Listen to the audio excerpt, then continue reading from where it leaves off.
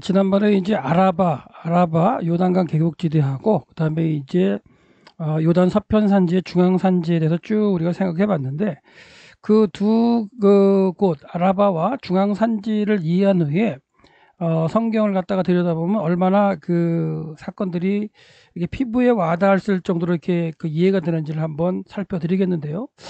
아라바 중앙 아라바 그 요단 계곡 골짜기하고 중앙 산지 지대 중에서 유대 산지의 오른쪽에 해당하는 유대 광야를 갖다가 이제 한번 이해를 해보겠는데요.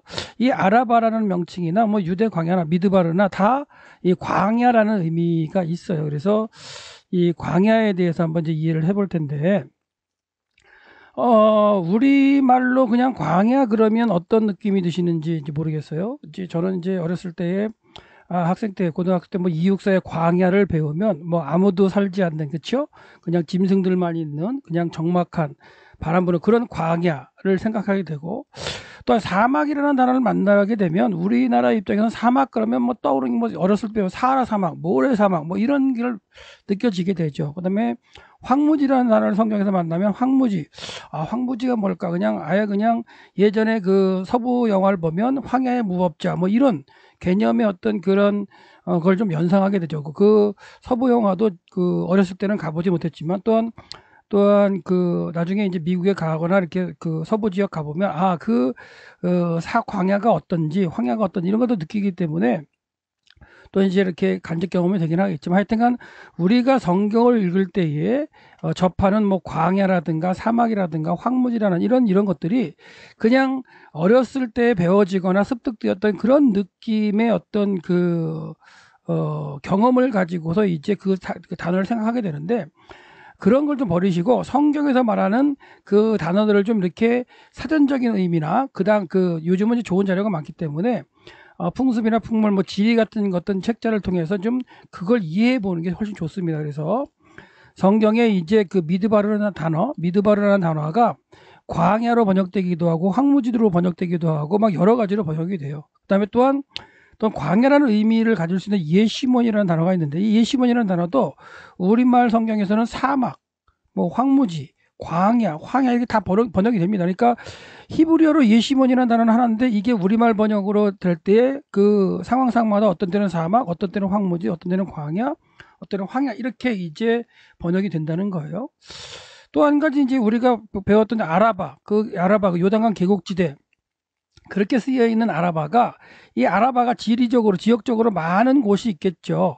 그 아라바가 전체가 이제 요단강 계곡지대가 아라바지만 그 주변에 이제 황량한 땅을 이제 아라바라고 이제 부르고, 그 아라바에 대해서 이제 성경 시대에 살았던 사람들이나 이스라엘 사람들은 그 명칭을 얘기하면 그게 어느 지역의 아라바인지는 알겠죠. 근데 우리 그 지역을 살지 않았던 사람도 그런 게 느껴보지 못할 텐데, 아라바는 그냥 황량한 땅에 이제 평지, 그러니까 밑에 가면 이제 평평한 땅이거든요.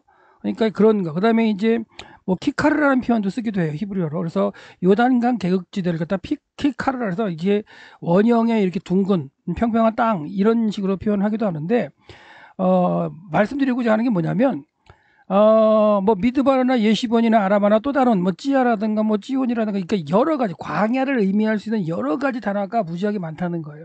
그 단어들이 쓰이고 있는데 그게 그냥 어떤 그 형식이나 어떤 정확한 데이터에 의해서 번역되는 게 아니라 그때그때 번역자들에 의해서만 이렇게 번역된 것 같은 느낌이 있기 때문에 우리가 이제 한번 그 아라바하고 미드바르, 그러니까 유대 광야만이라도 우리가 한번 분리해서 한번 생각해 보겠다라는 얘기 하는 거예요. 이제 우리가 이제 아라바를 배워서, 아라바는 뭐 풀레 계곡부터 해가지고 뭐 갈릴리 바다, 그다음에 요단강 계곡지대, 여기 이제 그 하요단강이죠. 그다음에 이 이제 여매가 있는 그 아라바 해, 또 이 밑에도 다 아라바라 그랬죠. 그래서 이 에시온 계변의 엘라지 있는 이 지역까지 이 요단강 계곡지대, 이 낮은 땅을 갖다가 다 아라바라고 부른다고 했는데, 성경 사건을 한번 구분을 해본다면 사무엘하 2장 29절에 이런 말씀이 있죠. 아브넬과 그의 종자들이 밤새도록 행하. 이건 뭐냐면 이제 그 다윗이 다윗이 이제 피난을 갔죠. 이쪽이 이제 마하나임 쪽에 이제 압살롬이 반역했을 때 피난을 가 있을 때 그 아브넬과 이제 그 종자들이 이제 그 사건이 아니라 이게 지금 그 사울의 아들 이스보셋이 마하나임으로 피해가 있고 그의 그 장군들과 다윗의 장군들이 싸운 그 상태에서 이제 그 사울의 이제 그 아들 이스보셋의 장군들이 마하나임 돌아가는 장면을 얘기하는 거네요. 그때 이제 아라바를 아라바를 지나겠죠. 왜 그러냐면 이제 이 기브온 쪽에서 이제 전투를 벌였잖아요. 그래서 이제 유대 광야길로 내려가 가지고 여리고 앞을 지나서 그 아라바를 건넜겠죠. 그리고 가서 이렇게 이제 그 마하나임까지 이르는 그런 경로를 간 게 이제 이 사무엘하 2장 29절 말씀이에요. 그렇다면 그때에 지나는 아라바는 여기 그러니까 아담의 변방부터 여리고 사이에까지의 그 상태를 갖다가 건너는 아라바라고 볼 수 있어요. 이게 마하나임이 이제 여기 야복강가에 있는 거거든요. 그러니까 예루살렘은 여기에 있고요. 그 다음에 예루살렘은 여기 있고, 그 다음에 기브온은 이제 전쟁을 했던 장소는 여기니까, 여기서 이제 사울의 그 아들 이스보셋 군대의 장관, 아브넬하고 그 종자들이 가려면 이런 식으로 내려가서 아마도 여리고 앞에서 요단강을 건너서 이런 식으로 아라바를 지나서 마하나임까지 이르는 이런 형국이 되겠는데, 근데 이제 사무엘상 23장 24절에 보면 그들이 일어나 사울보다 먼저 시브로 가고, 시브는 이제 유대 땅에 있는 남쪽에 있는 땅인데요. 다윗이 그의 사람들과 함께 광야 남편 마온 황무지 아라바에 있던 이런 식이 되어 있어요. 그러니까 이 아라바를 얘기하는 건 그러니까 예루살렘 밑에 이제 이쪽 드구아 쪽으로 내려가면 이쪽 갈멜이나 아니면은 이런 쪽에 있는 유다 남동 쪽이라고 해야 될까요? 그 지역에 있는 범위를 말합니다. 여기도 이제 황야가 돼 있고 황무지가 있는데 이것도 이제 아라바의 범위에 속해서 이 지역을 이제 언급한다는 얘기죠. 그러니까 이것처럼 우리가 지금 아라바라는 단어를 갖다가 이제 성경에서 만났을 때에 이 아라바가 그냥 지리적으로 어딘지를 잘 알지 못하죠. 근데 좀 이제는 우리가 아라바라는 어떤 그 위치적인 정보를 알았기 때문에 성경에는 갈릴리 바다 밑으로부터 이 전체 지역 요단강 계곡 땅을 갖다 아라바라고 얘기한다고 그랬기 때문에 그런 어떤 인식 가운데 아라바를 우리가 생각하고요. 그렇다 보다면 이제 그 아라바가 이제 마하나임 근처 아라바인지 여리고 근처 아라바인지 아니면 유대 남쪽의 아라바인지 아니면은 뭐 엔게디 근처 아라바 이런 식으로 위치를 갖다 정확하게 찾아낼 수 있는 그런 어떤 그 성경 읽기가 된다는 거예요. 그래서 이런 식으로 아라바 근데 거기 아라바도 이게 지금 건조하고 그다음에 아주 그냥 광야에 포함되는 땅의 형태라는 거 그런 걸 갖다 인식하시고 계시면 되고 그다음에 유대 중앙산지를 기준으로 해서 이제 그 동쪽을 갖다가 이제 유대 광야라는 표현을 썼잖아요. 그래서 유대 광야인데 결과적으로 요단 동편에서 본다면 요단강 동편지대에서 본다면 요단강 동편지대 여기 이제 요단강이 이렇게 흘러가니까요. 요단강 동편지대에서 이 예루살렘으로 올라고 한다면 이 아라바를 지나야 되겠죠. 여리고 앞으로 지나서 유대 광야를 지나서 예루살렘으로 들어가는 그런 형국이 되죠. 그러니까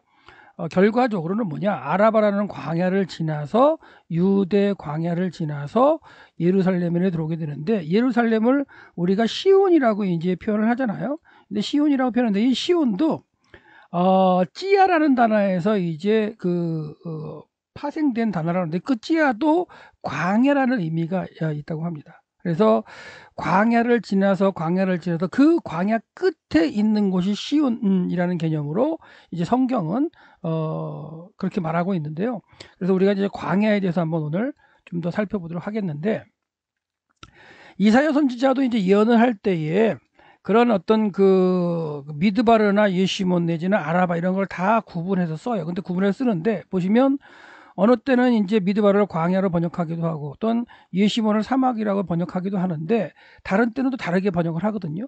다른 구절을 한번 보시면 이사야 이제 40장 1절을 보시면 자 외치는 자의 소리여 이르되 너희는 광야 여기는 미드바로 번역했죠. 여호와의 길을 예비하라 사막에서 이 사막을 원어로 보면 아라바예요. 아라바. 왜 아라바? 아라바에서요. 그러니까 사막에서 우리 하나님의 대로를 평탄케 하라라고 했을 때 우리가 이걸 읽는다면 사하라 사막에서 평탄케 하나 이럴 수도 있잖아요. 이 사막이 여기서 보면 그냥 보통 명사처럼 이제 쓰였기 때문에 근데 이게 원문에는 아라바예요. 아라바. 아라바는 고유 명사입니다. 그러니까 지역이 있는 거예요. 그러니까 아라바에서 우리 하나님의 대로를 평탄하라 해서 이 아라바에서 딱 그러면 그 지리적인 위치가 규정이 될 수 있다는 거예요. 근데 그걸 사막에서라고 이제 번역을 해버리면 우리는 이 사막이라는 게 특정한 지역이 아니라 그냥 사막이 사막에서 그런 느낌이 되는 거죠. 근데 사막에는 사람도 없는데요. 그 사막에 도로를 놓으면 뭐 저희 중동 이런 데다 막 도로를 놓는 건가?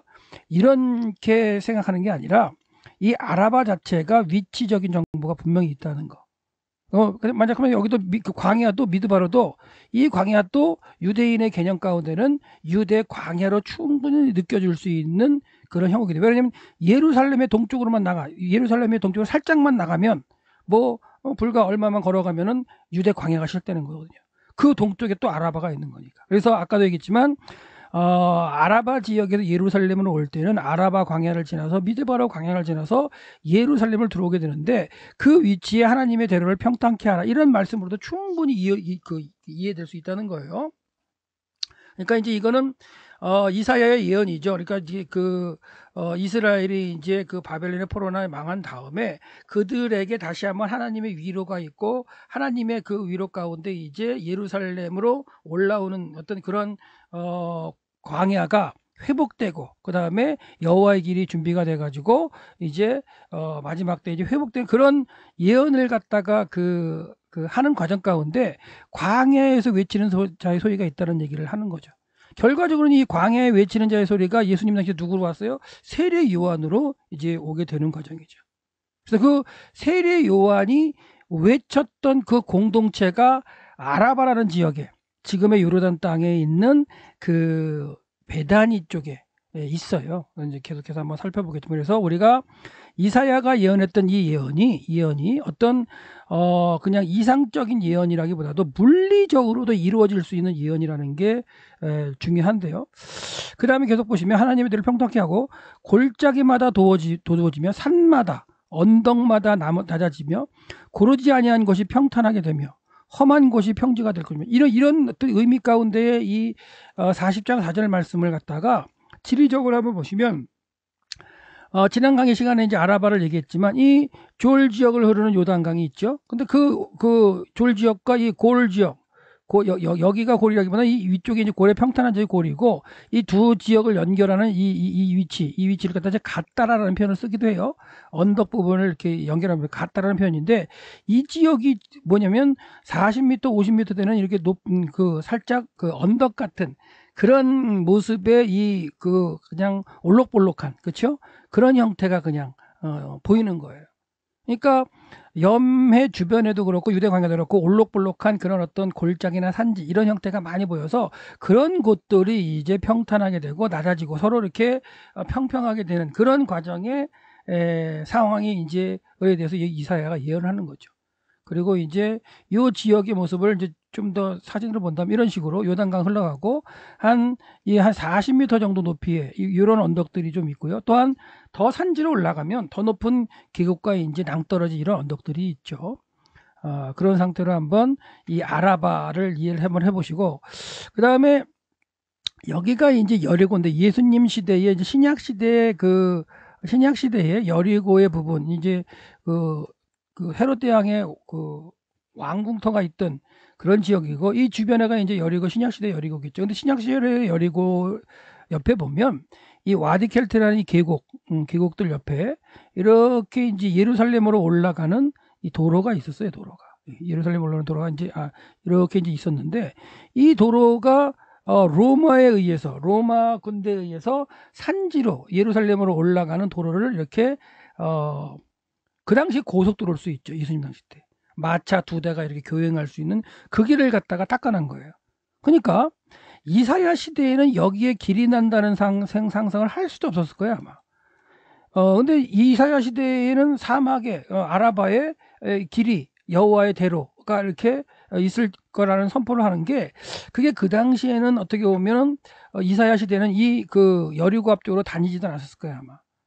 그랬는데 이사야가 예언한 이후로 한 700년 후에는 이 지역이 로마 시대가 되었을 때 길이 뚫리고 예루살렘으로 올라가는 마차들이 교행할 수 있는, 그 당시에 사막대로 고속도로가 이렇게 쭉 뚫려 있는 그런 형국의 모습이 된다는 거예요. 그렇기 때문에 이사야 예언도 어떻게 보면은 그냥 이상적으로 그냥 그런 개념뿐만이 아니라 실질적으로 시대가 되어서 그런 형태가 나타날 수 있는 그런 그 외침이었다는 거죠. 그리고 이 이제 여리고를 지나서 요단강을 건너가면은 이제 그 모압 평지가 되고 그 지역에 이제 세례요한 공동체가 있으면서 거기서 이제 예루살렘으로 올라가는 그 유대인들에게 메타노에어 다시 한번 생각해보라, 회개하라, 천국이 가까우나, 이렇게 외치면서 어, 어, 자기 뒤에 오시는 메시아를 소개하는 그런 것 가운데 이사야가 예언하고 말라기가 예언했던 그런 어떤 하나님의 예언 그 말씀이셨던 여자의 후손이 오시는 길을 갖다가 그 뭐랄까 예비하는 그런 어떤 세례한 공동체도 있었다는 거예요. 그리고 예수님 당시 때는 이제 또한 그 예루살렘도 큰 도시였죠. 예루살렘도 이제 그 뭐 하나의 그 도시였는데 이 그 동쪽으로 더 가가지고 산지로 올라가면 거기에 이제 암만이라는 그 수도, 고대로부터 있었던 암만인데 그 당시에 그 암만은 그 예수님 당시 때는 필라델피아라 그래서 데카폴리스 중에 하나였어요. 데카폴리스. 그러니까 로마식 10개의 도시 중에 하나가 이제 암만이었는데 그게 이제 필라델피아라는 이름을 불렀죠. 그래서 그 필라델피아로부터 해서 이 여리고를 지나가지고 예루살렘까지 이어지는 이런 도로도 있었다는 거. 그러니까 로마 시대 도로가 있었던 거죠. 그렇게 한번 그 기억하시면 되겠고요. 이게 이제 로마식 도시의 그 도로로 해가지고 이렇게 산지로 올라가는 그런 모습이었고, 좀 더 가서 자세하게 이제 찍어 보시면 이런 식으로 해가지고 올라가는 이런 그 도로가 있었고, 지금도 성지 답사 가시면 이 길로 버스가 다니진 않아요. 그래서 진짜 그 뭐 단체로 가지 않고 몇몇 분들 모여가지고 간다면 예수님 시대의 이 길로 해서 한번 걸어서 이렇게 올라가 볼 수 있는 체험도 할 수 있죠. 그래서 예수님 당시 때에는 예루살렘까지 여리고에서 한 하루길, 한 10시간 정도 걸어가는 그런 길이었다고 합니다. 그래서 이제 이 일부분에 이제 보시면 로마 시대에 이렇게 이제 그 닦았던 도로, 마차 2대가 이렇게 교행할 수 있는 그런 길이 있었는데 이게 다시 또 이제 부서진 모습이죠, 사실은.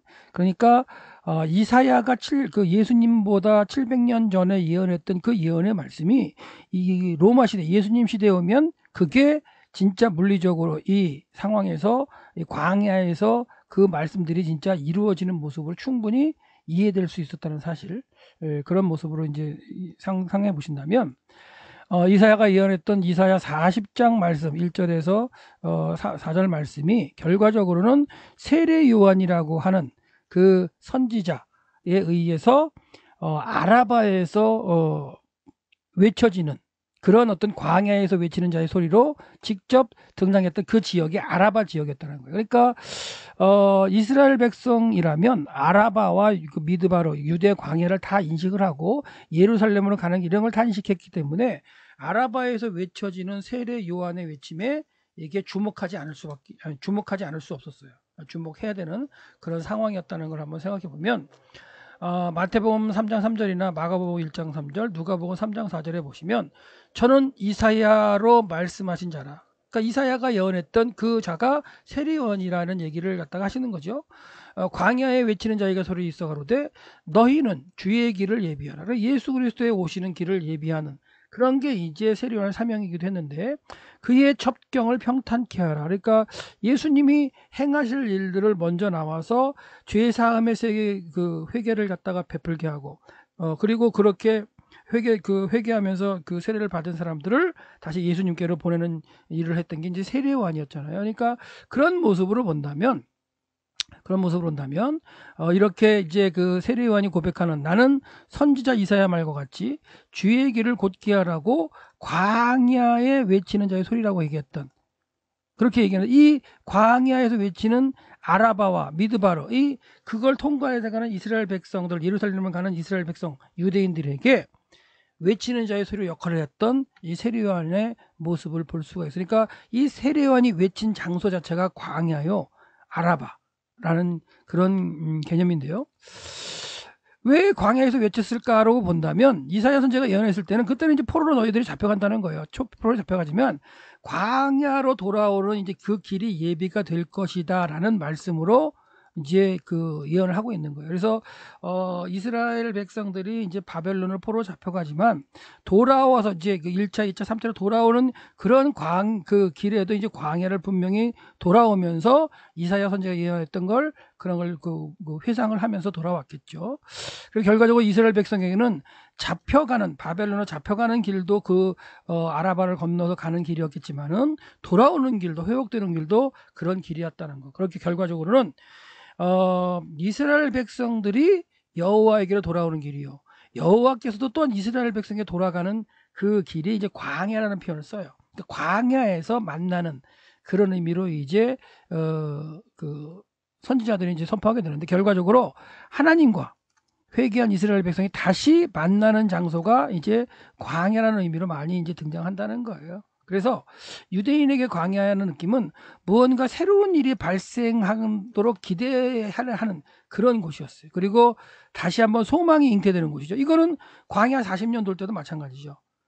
믿지 못한 세대는 죽어가는 세지만 새롭게 태어난 세대는 뭔가 그들을 통해서 미래를 갖다가 펼쳐볼 수 있는 그런 어떤 소망을 잉태하는 곳이 이제 광야였던 것으로 볼 수 있겠죠. 그래서 이 그 출애굽한 이스라엘 백성들이 40년 광야 여정을 마치고 이 요단 동편 땅으로 와서 결과적으로 모압 평지에 머물면서 신명기의 말씀을 듣게 돼요. 모세를 통해서. 그것도 아라바의 한 지역이죠. 그러니까 요단강이 이렇게 흘러가고 여매가 있다면 이 자체가 다 이제 그 아라바인데 아라바의 왼쪽 편에는 여리고가 있는 거고요. 아라바의 오른쪽 편, 그 아라바 오른쪽 편에 그 지역이 이제 모압 평지가 되는 거죠. 그러니까 이스라엘 백성들도 이제 40년 광야를 마치고 모세에게 말씀을 듣는 그 모압 평지 위치도 아라바의 한 지역이에요. 근데 이 아라바의 한 지역이었던 이 장소에 모세가 와서 말씀을 선포하고 그 다음에 여호수아에게 바톤을 넘겨주는 상황이 되기도 하고요. 그로부터 이제 한 800여 년이 지나면 재미있는 사건은 뭐냐면 엘리야가 이쪽에 와서 그렇죠. 엘리야가 이제 베델을 떠나가지고 쭉 이제 여리고로 내려와서 요단강을 건너가지고 이 모압 평지 쪽에 와서 승천을 합니다. 그 승천을 할 때에 엘리사가 이제 다시 겉옷을 가지고 넘어가는 그런 과정인데 엘리야와 엘리사가 이렇게 또 이렇게 그 주도권을 넘겨받는 장소도 모세와 여호수아가 주도권을 넘겨받던 그 장소, 이 모압 평지 이쪽에 위치하고 있어요. 그리고 성지를 가면 이제 기념 재단을 만들어 놨는데 엘리야가 승천했던 곳이라는 지역을 만들어 놓은 곳도 이 모압 평지고 그다음에 마지막으로 예수님께서 공생을 시작하기 위해서 이 세리완 공동체가 이 지역에 있는데 이 지역에 오셔서 세례를 받을 때에도 이제 그 비슷한 지역이에요. 그래서 세례 요한이 뭐 그 예수님께 세례를 갖다가 이제 받게 하시고 그다음에 비둘기 같은 성령이 임하심으로 출발하게 된. 그러니까 어떻게 보면 세례 요한의 어떤 그 주도권이 예수님에게로 이제 넘어가는 그런 과정의 형태들이 다 이 모압 평지에서 벌어지는 게 참 재미있는 것 같아요. 그래서 모압 평지는 뭔가 새로운 시작과 출발을 의미하는 중요한 상징으로서 이제 되었던 그런 모습들이 이제 되는 거예요. 그래서 이제 잠깐 아까도 설명드렸지만 요단강이 이렇게 북쪽에서 남쪽으로 이렇게 흘러내려오면 이게 여매로 들어가겠죠. 그러면 여기 베단이라고 있어요. 베단이라고 있는데 이 세리완 공동체가 이쪽에 요단강 동편에 있었습니다. 네. 그래서 이 지역이 세리요한이 이제 활동했던 지역이고 여기까지 모세가 와서 여호수아에게 이제 주도권을 넘겨주는 상황이겠고요. 그 다음에 갈멜에서 나서 베델로 와가지고 쭉 내려와가지고 여리고로 와가지고 요단강을 건너서 이 모압 땅으로 와서 승천하신 엘리야. 그리고 엘리야의 그 어떤 갑절의 능력을 받고서 돌아가는 엘리사. 이런 그 과정들이 이 요단강을 중심한 이 아라바 지역에서 일어나고 그러니까 이 아라바 지역이 이 광야 지역이 유대인 이스라엘 백성들에게 뭔가 새로운 시작을 알리고 뭔가 이 주도권이 바뀌기도 하고 그런 어떤 경계 지역으로 이제 생각되었다는 게 어떻게 보면 의미가 있는 거죠. 그래서 이사야 선지자가 예언했던 그러한 사건이 700여 년 후에 이 장소에서 세례요한을 통해서 나타나고 있다. 그런 모습들도 한번 기억하시기 바랍니다. 그러니까 그냥 뭐 아라바, 광야, 이제 요단강이 흘러들어갈 때 이게 이제 아라바라고 이제 분명히 말씀드렸고요. 이 아라바의 서쪽편에 이제 여리고가 있는 거고 동쪽에 모압 평지 이렇게 있었다. 이 정도로 생각하시면 되겠고, 그 다음에 이제 예수님 당시 때는 또 이제 뭐가 있냐면 이제 예수님이 오시기 전에 2세기 정도에 이미 성전 공동체가 아주 그냥 부패하고 썩었기 때문에 성전 시대는 끝났다. 성전에서 이제 죄사함을 하고 하는 성전의 기능은 끝났다고 생각한 이 예루살렘의 이 제사장 그룹 중에 그 몇몇 사람들이 이제 나왔어요. 그래서 이제 예루살렘을 등지고 이 쿰란이라는 지역에 와서 예루살렘을 등지고 동쪽을 바라보면서 하나님의 말씀을 갖다가 이제 기록하고 묵상하면서 이제 빛의 아들을 기다리는 그런 어떤 종파들도 SNF라고 있었어요. 그러니까 이런 어떤 이들도 광야에 나와서 그렇게 하나님의 말씀을 묵상하면서 기록하면서 빛의 아들들 기다리고 하여튼 그런 형국들이 다 광야에서 일어났다는 거예요. 그러니까 뭔가 광야는 어떤 새로운 일들이 일어날 수 있는, 그리고 하나님을 만나는 공간이고 말씀을 묵상하는 곳이다. 이런 것으로서 이제 충분히 인식할 수 있는 게 광야다라고 보시면 됩니다. 그리고 이제 그런 의미 가운데 호세아 선지자의 외침을 보면 이 호세아 선지자는 뭐예요? 북이스라엘이 여호와 하나님을 떠나서 다른 신을 섬기고 진짜 하나님으로부터 멀어졌던 그들을 이제 책망하면서 말씀을 선포하는 게 호세아 선지자인데요. 결과적으로 호세아 선지자는 이제 뭐냐면 하나님을 질투에 찬 여인으로 이제 표현을 하죠. 묘사하면서 하나님의 이제 신부인 이스라엘이 떠난 거, 그리고 누군가 함께 이제 떠났다. 라고 이제 얘기를 하면서 그로 인해서 모세를 통해서 이제 약속했던 결혼 서약이 깨어졌다라고 얘기하면서 다시 한번 돌아와라. 너희들이 회개하고 돌아올 때 또한 하나님 여호와 하나님의 마음도 돌이켜서 광야에서 만나게 하는 그런 과정으로 이제 선포를 하고 있죠. 그러면서 보시면 보라, 내가 그를 타일러 거친 들, 이게 이제 미드바르예요. 거친 들로 번역된 게 이제 미드바르, 이제 광야, 유대 광야라고 볼 수 있는데요. 미드바르로 데리고 가서 거기서 말로 위로하리라. 그래서 참 재미있는 게 이 다바르라고 하는 히브리어가요. 다바르라고 히브리어가 여기 이제 다바르라고 하는 히브리어인데요. 다바리라는 히브리어 앞에 전치사 미라는 형태의 이 맴이 붙으면 이게 미드바르가 돼요. 그래서 어떤 언어학자들은 말씀으로부터 다바르 앞에 맴이 붙어서 말씀으로부터라는 의미로 미드바르가 이렇게 되었다라고 얘기하는 학자도 있어요. 그게 또 아니라는 학자도 있지만 하여튼간 이 미드바르 광야와 이 말씀, 하나님께서 하시는 말씀이나 하나님의 일, 이게 관련이 있다는 그런 의미로 이제 받아들이는 사람도 있다는 거예요. 그래서 결과적으로 이렇게 광야라는 것이 우리 한국인들이 경험하는 것처럼 아니면 느끼는 것처럼 아무 사람이 살지 않고 짐승들만 사는 그런 곳이 아니라, 그러니까 그런 곳에서 외쳐봐야 누가 듣겠어요? 아니죠. 그래서 유대인들에게 뭐냐? 유대인들에게 광야는 말씀을 묵상하는 것이고 하나님을 다시 한번 만나기로 소망하는 것이고, 그리고 그 광야가 예수님 당시 때에는 그 길을 지나가야만 예루살렘 성전을 갈 수 있는 그런 장소였기 때문에 진짜 그 광야가 유대인들의 신앙에 어떻게 보면 길목이라고 볼 수 있는 거예요. 그 유대인의 신앙의 길목에서, 예루살렘을 가는 길목에서 세례요한은 메타노에오, 다시 한번 생각해봐라, 회개하라, 천국이 가까운다, 이렇게 외치는 그러한 모습이 되겠죠. 그래서 이제 세례요한에 이제 그 등장하는 그런 과정 가운데, 그러니까 이사야 선지자가 예언했던 그 예언이 이제 세례요한에게 이제 등장할 때에 그 중간에 또 말라기 선지자가 또 한번 예언한 게 있죠. 말라기 선지자가 이제 에스라 느헤미야를 통해서 스룹바벨 성전이 지어지고 그 당시에 또 백성들 중에 하나님이 뭔가 하나님의 구속 역사를 이루려고 하셨지만 그 당시에 백성들도 무너졌어요. 무너졌을 때 하나님께서 이제 마지막 말라기 선지자를 보내셔가지고 이제 그들에게 얘기할 때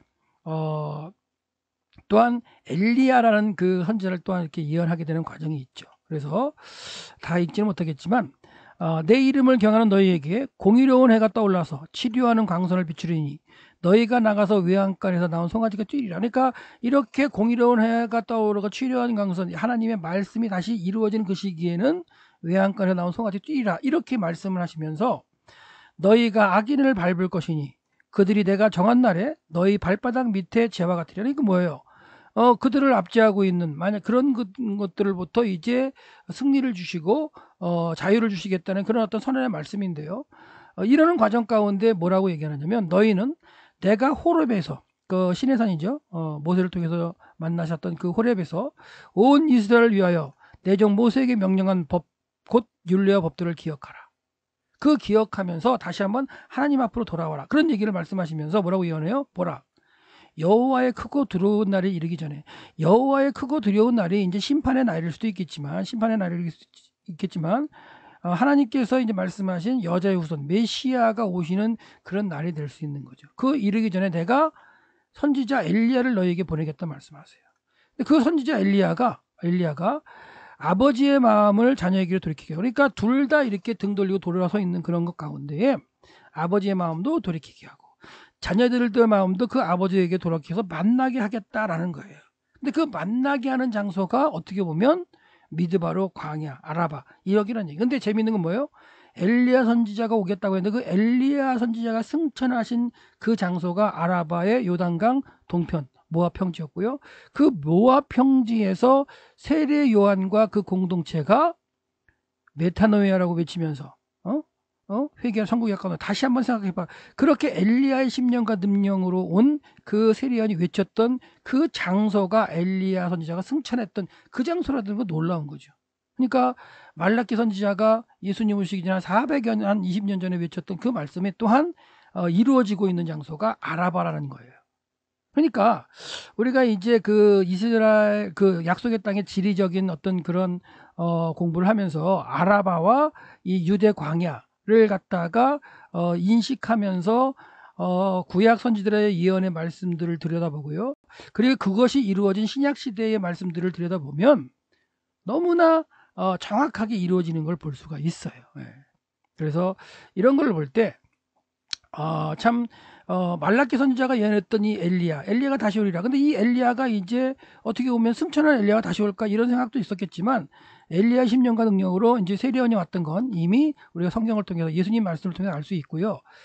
그게 이제 결과적으로 엘리야가 승천한 장소를 갖다가 우리가 한번 비교해 본다면 이런 말씀이 있죠. 여호와께서 회리바람으로 엘리야를 하늘로 올리고자 하실 때에 엘리사가 더불어 이제 나가서 길갈에서 이제 떠나서 또 이제 여리고로 가고 여리고에서 요단강을 건너서 그 다음에 모압 평지에서 하나님께서 이제 불말과 불수레가 두 사람을 갈라놓는 거죠.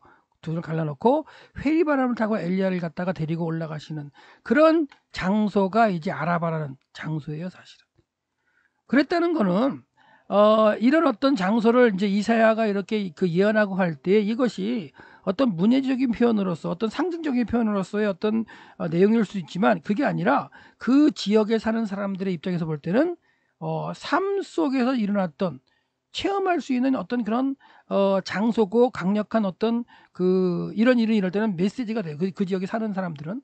그렇기 때문에 하나님의 말씀이 이루어지는 것은 어떠한 비유나 상징이나 이런 문예적 표현에 어떤 그걸 그치는 게 아니라 시대적으로 충분히 깨달아지고 주어질 수 있는 어떤 그 말씀이라는 걸 한번 고민해 보시기 바랍니다. 그래서 다시 한번 지도를 보여드리면 여기가 이제 요단강을 흘러가면 베다니에 이제 그 세례요한 공동체가 있었고 길갈을 떠난 그렇죠? 베델 위쪽에 있는 길갈을 떠난 이제 그 엘리야하고 엘리사가 베델을 지나서 내려와서 그 여리고를 지나서 요단강을 건너서 이쪽에 와서 승천하셨던 그 지역에서 엘리야의 심령과 능력으로 온 세례 요한이 메뚜기와 석장을 먹으면서 선포하고 있는 그런 어떤 것을 갖다가 볼 수 있다면 자 보시면 이렇죠. 우리 한번 마가복음 1장 4절에서 5절 말씀 보면 세례 요한이 이르러 광야에서 죄 사함을 받게 하는 회개의 세례를 전파해요. 그래서 이제 세례를 갖다가 줄 때 우리 시대의 세례는 아니에요. 이제 물에 빠졌다가 이제 본인이 이제 올라오는 각자가 하는 그런 공동체인데 여기에 이제 샘이 있고 물이 나는 지역이 있기 때문에 여기서 이제 세례를 베풀기도 하고 그리고 갈릴리 지역이나 베다니 지역에서 있던 사람들이 이렇게 와서 요단강을 건너서 여리고에서 하룻밤을 멀고 예루살렘으로 올라가는 그 여호와 신앙 그러니까 유대교 신앙을 믿는 그런 사람들이 지나가야 할 그 길목에서 세례 요한이 지금 죄사함의 세계를 회개의 세례를 선포하며 예수 그리스도 메시아 오시는 길을 예비하고 있었다는 거 참 의미심장한 거죠. 지리적으로도. 그래서 온 유대와 예루살렘 사람이 다 나와 자기 죄를 회복하고 요단강의 세례를 받았던 그런 지역이 이제 베다니에 있어요. 그래서 이제 이게 이제 요단강이 이렇게 흘러나가는 여매 쪽으로 흘러 들어가서 가는 모습이고요. 그다음에 이제 그 요르단 쪽에서 흘러나오는 이제 와디가 있죠. 요 지역에 보면 샘도 있고 해가지고 이제 세례요한이 활동했던 지역이라는 것도 있고 어느 가이드든 가면 여기에 이제 그 동굴 같은 게 있어요. 거기에 이제 그 동굴의 모습이 분명히 이제 세례요한이 거처할 수 있는 지역 그런 느낌이다라고 얘기를 하는데 그 요단강 이제 그 세례요한 공동체 지역에 가보면 이렇게 샘이 나오기도 합니다. 샘이 나오는 지역도 있고 그 다음에 그래서 세례를 충분히 줄 수 있는 상황이죠. 그 이 지역 가면 이제 엘리야의 이제 언덕이라는 곳이 있어요. 그러니까 엘리야가 여기서 승천했다는 전승 가운데 여기 이제 엘리야 언덕을 만들어 놨고요. 그 다음에 이제 여기에 세례요한 공동체에 있었던 장소에 비잔틴 시대의 이제 교회 터도 있어요. 비잔틴 시대 한 6세기 시대로 이제 제가 알고 있는데요. 그 시대에 이제 세례요한 공동체 전승에 더불어 가운데 이제 교회를 세워놨던 비잔틴 시대 교회를 세워놨고요. 그리고 여기서 이제 세례를 베풀던 그런 장소도 이제 남아 있습니다. 요런 쪽에 가면 이제 발굴을 지금 이제 하고 있습니다. 이거는 한 10년 전 사진이고요. 그 이후에 많이 이렇게 그 발굴이 되고 또 요한 바오로 2세도 여기에 와가지고 이제 이곳이 베다니가 맞다 이런 어떤 것 가운데 이제 또한 교황이 왔다 간 그런 흔적도 남겨놓기도 했는데 하여튼간 비잔틴 시대의 교회터가 있는 이 그 모압 평지 그러니까 요단강 계곡지대의 아라바 중에 여매를 기준으로 한다면 북동쪽이고 그다음에 여리고의 동쪽이 되겠죠.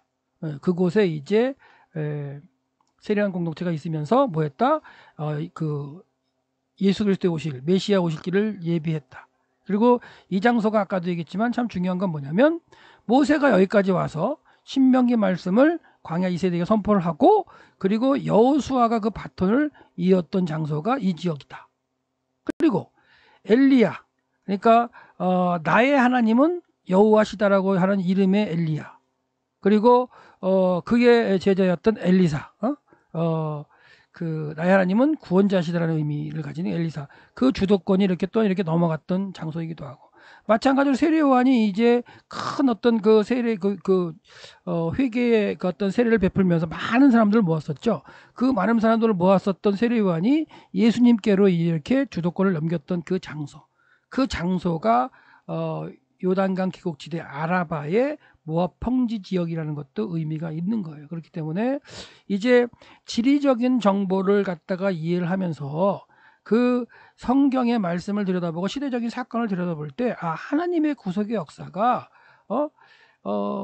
진짜 3,500년 전부터 예수님 시대 2,000년 전까지 그 약속의 땅을 중심으로 이루어지는 그런 모든 일들이 시대는 바뀌고 주인공은 바뀌지만 땅은 그대로 있으면서 하나님의 구속 역사를 진행시키셨던 그 땅의 어떤 지리적인 모습 가운데 하나님의 뜻을 깨달을 수 있는 그런 과정도 되겠죠. 그러니까 광야는 그냥 우리가 생각하되 살 때 아무런 사람이 살지 않는 그런 광야의 모습이 아니고 진짜 의미가 있는 그 유대인들에게 이스라엘 백성에게는 진짜 없어서는 안 될 지역 하나님을 만나는 곳이고 말씀을 듣는 곳이고 생활의 중심이었고 종교 생활의 어떤 가장 중심이 광야였다는 걸 잊지 마시기 바랍니다.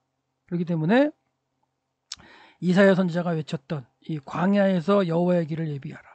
사막에서 우리 하나님의 대로를 평탄케 하라. 이 미드바르 유대 광야라고 할 수 있고요.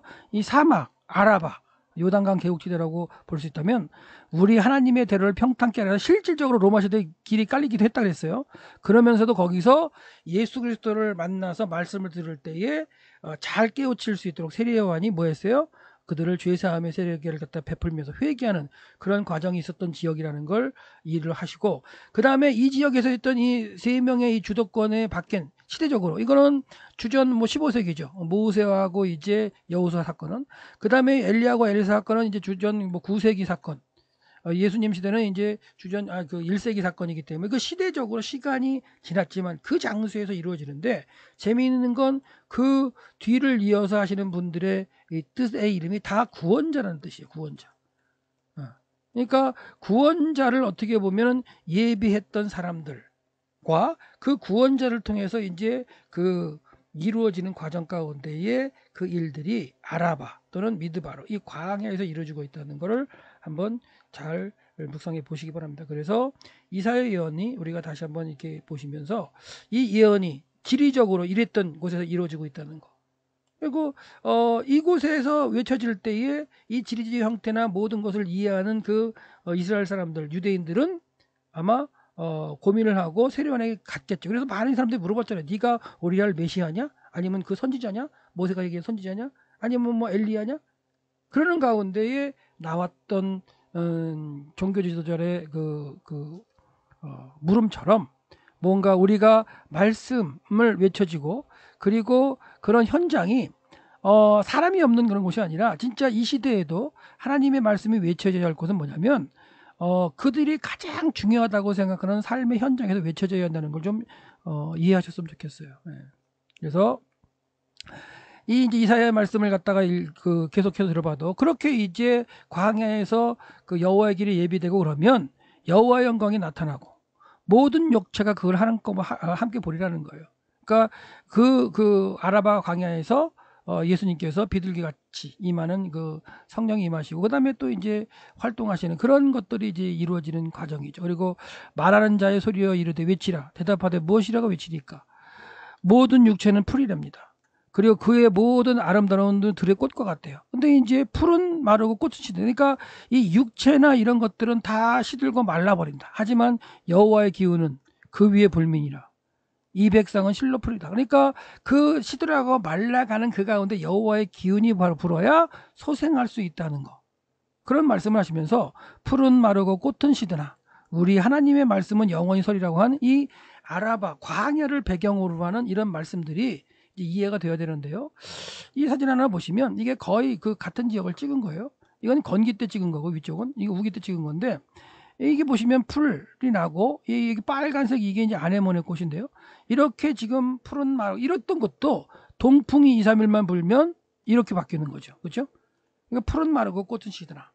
이런 어떤 그 이사야 선지자의 예언의 말씀을 이해를 하면서 이 지역을 지나는 가운데 하나님을 찬양하고 하나님의 어떤 말씀의 시대를 기다리는 그 이스라엘 백성들의 모습들을 상상하시고 근데 그랬던 이스라엘 백성들도 예수님의 말씀을 깨우치지 못해서 예수님을 십자가에 못 박고 받아들이지 않는 그런 상황이 되고 지금까지도 이어지고 있는데요.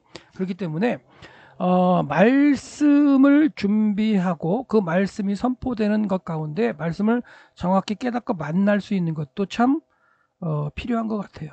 그래서 이스라엘 백성에게는 이렇게 하나님께서 말씀에 구약 선지자가 예언했던 그런 모든 말씀이 지리적 환경이나 배경을 통해서도 이해되는 그런 말씀으로 주어졌다는 거.